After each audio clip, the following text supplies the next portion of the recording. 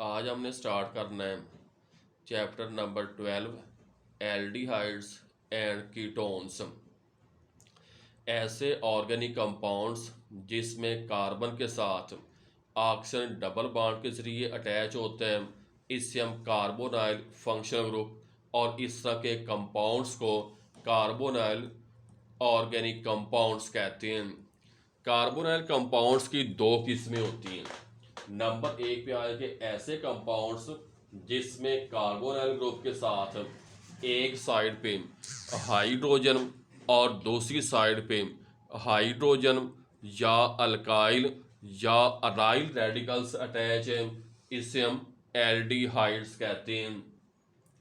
दूसरे होते हैं ऐसे कार्बोनाइल कंपाउंड्स हैं जिसमें कार्बोनाइल ग्रुप के साथ दोनों साइडों पे अल्काइल रेडिकल्स अटैच हैं, इसे हम कीटोन्स कहते हैं। अगर दोनों अल्काइल रेडिकल्स सेम हैं तो इससे हम सिमेट्रिकल कीटोन्स कहते हैं। और अगर ये दोनों अल्काइल रेडिकल्स डिफरेंट टाइप्स के हैं तो इससे हम अनसिमेट्रिकल कीटोन्स कहते हैं। तो इस तरह आ जाए कि एल्डिहाइड और कीटोन्स दोनों और कार्बोनाइल कंपाउंड्स हैं जिसमें कार्बन के साथ ऑक्सीजन डबल बॉन्ड के जरिए अटैच है। अगर कार्बोनाइल ग्रुप के साथ एक साइड पे हाइड्रोजन है तो इससे हम एल्डिहाइड्स, और अगर कार्बोनाइल ग्रुप के साथ दोनों साइडों पे अल्काइल रेडिकल्स अटैच हैं तो इससे हम कीटोन्स कहते हैं। एल्डिहाइड्स और जो कीटोन्स है इनकी जो होमोलोगस सीरीज है, इनका जनरल फार्मूला होता है CnH2nO।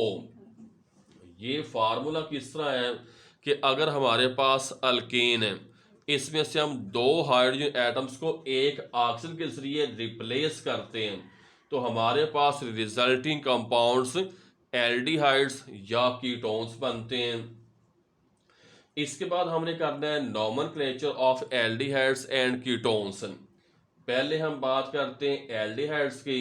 इसका नॉमेनक्लेचर के दो सिस्टम हैं, एक कॉमन सिस्टम और दूसरा है IUPAC सिस्टम। जो है पहले कॉमन सिस्टम, इसको हम नाम देते हैं on the basis of respective carboxylic acid. जो भी हमारे पास कार्बोक्सिलिक एसिड है इसको हम रिड्यूस करके जिस एल्डिहाइड में कन्वर्ट करते हैं तो कार्बोक्सिलिक एसिड के आखिर में IC को ख़त्म करके आखिर में एल्डिहाइड का इजाफा करते हैं। मिसाल के तौर पे हमारे पास एक ऐसा कार्बोक्सिलिक एसिड जिसमें कार्बन एटम एक है, इससे हम फार्मिक एसिड कहते हैं। अब अगर हमारे पास यहाँ से ऑक्सीजन इससे हम रिमूव करेंगे, ये फॉर्मेल्डिहाइड बन जाएगा। इसी तरह एसिटिक एसिड से एसिटैल्डिहाइड बन जाएगा, प्रोपानोइक एसिड से प्रोपानेल्डिहाइड बन जाएगा, ब्यूटानोइक एसिड से ब्यूटानेल्डिहाइड बनेगा। इसके अलावा दोबारा फिर क्या, जैसे कि जो हमारे पास ये है एल्डिहाइड ग्रुप है, इसके साथ जो पहला कार्बन है इससे हम अल्फा कार्बन, दूसरे को बीटा कार्बन, तीसरे को गैमा कार्बन और चौथे को सिग्मा कार्बन कहते हैं।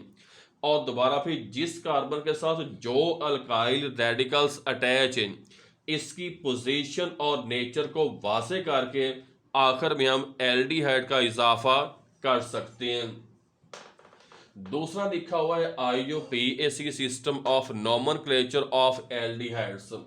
इसमें हम क्या करते हैं, अल्केन्स है इसके आखिर में E हटा के AL का इजाफा करते हैं तो इस तरह अल्केन से बन जाएगा एल्कानल। मिसाल के तौर पे ये हमारे पास है एक कार्बन वाला एल्डिहाइड मेथानल, 3 वाला इस तरह है प्रोपानल, 4 वाला ब्यूटानल, 5 वाला पेंटानल।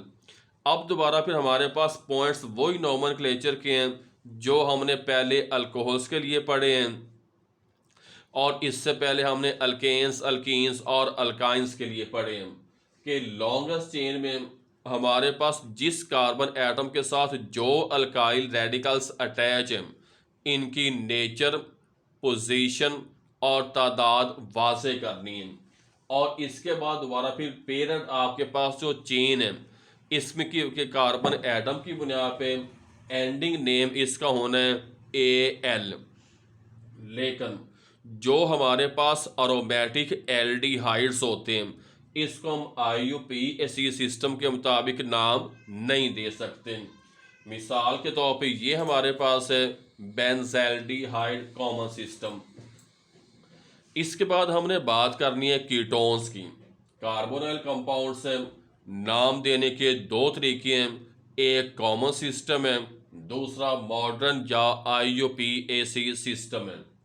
कॉमन सिस्टम के मुताबिक हम क्या करते हैं, जो कार्बोनाइल ग्रुप के साथ दोनों हमारे पास अल्काइल रेडिकल्स हैं, दोनों को नाम देने के बाद आखिर में कीटोन लिखते हैं। अगर ये दोनों हमारे पास अल्काइल रेडिकल्स सेम है तो लफ्ज़ हम इस्तेमाल करेंगे डाई का, जिस तरह आ जाएगा डाई मिथाइल कीटोन। और अगर हमारे पास दोनों साइडों पे इथाइल रेडिकल्स अटैच है तो ये बन जाएगा डाई इथाइल कीटोन। और अगर हमारे पास कार्बोनाइल ग्रुप के साथ दोनों साइडों पे अल्काइल रेडिकल्स डिफरेंट टाइप्स के अटैच हैं तो इसको हम नाम देते हैं अल्फाबेटिकली। मिसाल के तौर पे ये हमारे पास मिथाइल है और ये है इथाइल है, तो इथाइल का नाम पहले लिखेंगे, मिथाइल बाद में। ये आ जाएगा इथाइल मिथाइल कीटोन। इसके बाद हमने बात करनी है IUPAC सिस्टम या modern system of nomenclature of ketones. इसमें हम क्या करते हैं, जो अल्केन्स की बुनियाद पे आखिर में ई को हटा के ONE का इजाफा करते हैं तो इस तरह ये बन जाएंगे एल्कानोन एल्कानोन। और दोबारा फिर ऐसी लॉन्गेस्ट चेन सेलेक्ट करनी है जिसमें कार्बन एटम्स मैक्सिमम है, साथ फंक्शनल ग्रुप भी है। काउंटिंग स्टार्ट करनी है जहाँ पर फंक्शनल ग्रुप लीस्ट पोजीशन पे आते हैं। इसके बाद फंक्शनल ग्रुप की आपने पोजीशन वासे करनी है। और अगर हमारे पास लॉन्गेस्ट चेन के साथ जो है और सब्स्टिट्यूएंट्स या अल्काइल रेडिकल्स मौजूद हैं तो इसकी नेचर पोजीशन तादाद वासे करनी है। और इसके बाद हमारे पास जो है पेरेंट चेन है, इसमें आपने क्या करना है, अल्काइल रेडिकल्स की पोजीशन वासे करके नाम ख़त्म करना है ONE पे। जिस तरह मिसाल के तौर पे हमारे पास ये कंपाउंड है, काउंटिंग आप जहाँ से मर्जी स्टार्ट कर सकते हैं, तो ये बन जाएगा 2 प्रोपानोन। इसमें आखिर में ONE साबित करता है कीटोन्स के लिए। प्रोपेन है, लॉन्गेस्ट चेन में कार्बन एटम 3 है, 2 हमारे पास क्या है, ये फंक्शनल ग्रुप की पोजीशन है। बिल्कुल इसी तरह हमारे पास ये कंपाउंड है, इसमें हम काउंटिंग यहाँ से स्टार्ट करेंगे क्योंकि फंक्शनल ग्रुप इस साइड से पहले आता है, लीस्ट पोजीशन पे आते हैं। तो इस तरह ये हमारे पास बन जाएगा, इसका नाम है 2 ब्यूटानोन, आखिर में ONE। ये हमारे पास है कीटोन के लिए। ब्यूटेन हमारे पास है लॉन्गेस्ट चेन में कार्बन एटम्स 4 के लिए।